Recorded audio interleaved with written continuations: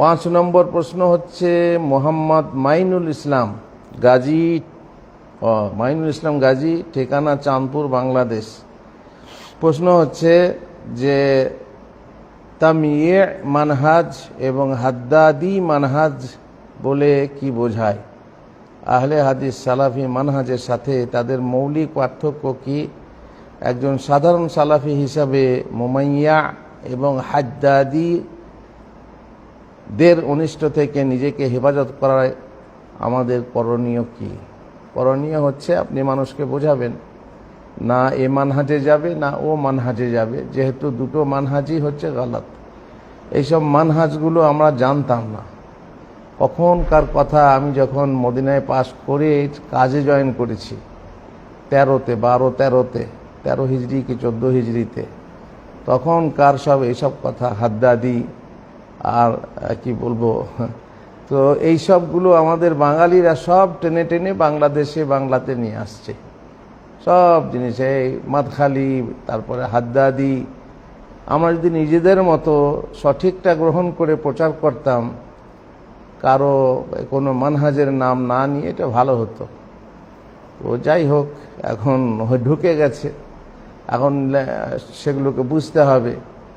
তামিয়ে মুমাইয়া যেটা, সেটা হচ্ছে এক মানহাজ। আগে হাদ্দাদির কথা বলি। হাদ্দাদি হচ্ছে এক প্রকার বাড়াবাড়ি অতিরঞ্জিত মানহাজ, যা সালাফিদের মাঝেই ঢুকেছে, সালাফিদের মাঝেই ছিল। একজন মিসরি আলেম ছিলেন যার নাম হচ্ছে মাহমুদ আহমদ আল হাদ্দাদ। তিনি তার বক্তৃতাতে এবং তার দাওয়াতি মানহাজে যে পদ্ধতি রেখেছিলেন, সেটা হচ্ছে চট করে লোককে বিদাতি বলা। চট করে মানে লোককে বিদাতি বলা। বিদাতি দুরকম আছে, মোকাফেরা, গায়ের মোকাফের আছে, কিন্তু চট করে বিদাতি বলে লান তান করা, বড় বড় আলেমদের জারহ করা, যেমন আলবানী, ইবনে তাইমিয়া, জারহ করে কথা বলা, মানে সামান্য বিষয়ে জারহ করে কথা বলা। আর বিদাতি যারা কাফের বিদাতি নয়, তাদের জন্য রাহেমাহুল্লাহ বলাটাও তার কাছে বিশাল ছিল। এইভাবে লান তান করাতে মুখালেফিন যারা, তাদের ব্যাপারে লান তান করা, এই হচ্ছে মানহাজ। দেখবেন আমাদের দেশেও আছে কিছু, সামান্য কিছু কথাতে বিদাতি, ও কাফের, ও অমুক তমুক, লাপাই ঝাঁপাই ধানাই পানাই, এই জিনিসটা ভালো নয়। এই জন্য এদেরকে হাদ্দাদি বলছে, যদিও এরা চেনে না, কিন্তু ওই রকম হাবভাব, ওই রকম ভাব ভঙ্গিমা, এই জন্য তাদেরকে হাদ্দাদি বলছে। এগুলো আমাদের জানা উচিত না, এই জিনিসটা ঠিক না। মানে আপনি থাকবেন ঠিক মধ্যমপন্থা হিসাবে, আপনি গ্রহণ করবেন, বাড়াবাড়ি করবেন না কোনো ব্যাপারে, চট করে চট জলদি কাফের বলবেন না, বিদাতি বলবেন না, একটু ধীরে সুস্থে নিজে শান্ত মনে মুফতি সাহেব, যারা বড় বড় মুফতি, তারা বলবেন। আপনি কে? আপনি কপাতা পড়েছেন, কটা বই পড়েছেন, বা কটা কি শিখেছেন? হঠাৎ করে আপনি বলতে বলতে একজন আলেমের ব্যাপারে এমন বেফাস মন্তব্য করে দিলেন যে আপনার মানহাজটাই মানুষের কাছে পরিচিত হয়ে গেল যে আপনি হচ্ছেন হাদ্দাদি। আর এরই বিপরীত তামিয়ে।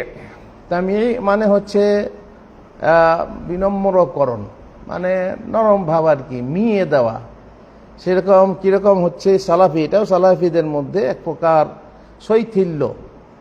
মানে শৈথিল্য বলতে উসুল শরঈয়ার ব্যাপারে শৈথিল্য, বিদাতিদের ব্যাপারে শৈথিল্য, মানে চট করে তারা আবার বিদাতি মনেই করে না।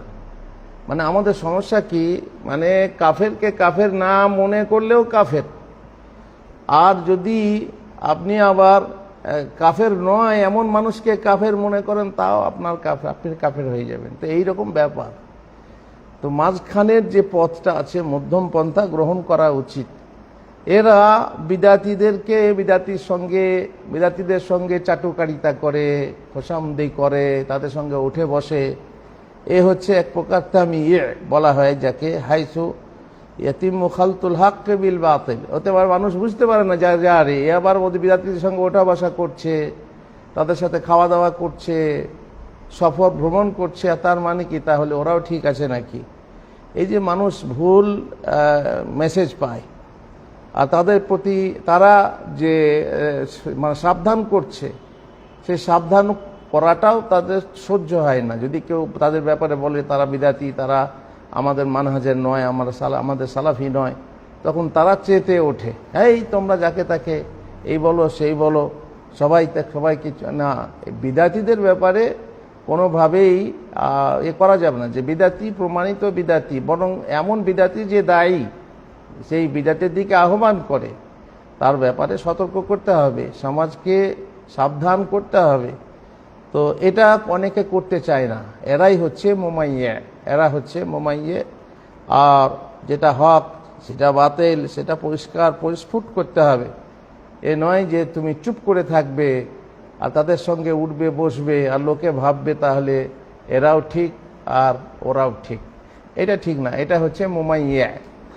তো যাই হোক, আপনি এখন জানি না হয়তো সৌদি আরবের সঙ্গে যুক্ত বা মদিনা ইউনিভার্সিটির ছাত্র বা তাদের কাছে শুনেছেন, এসব গভীরে না যাওয়াই ভালো। পাবলিকের কাছে এগুলো বলা উচিত না।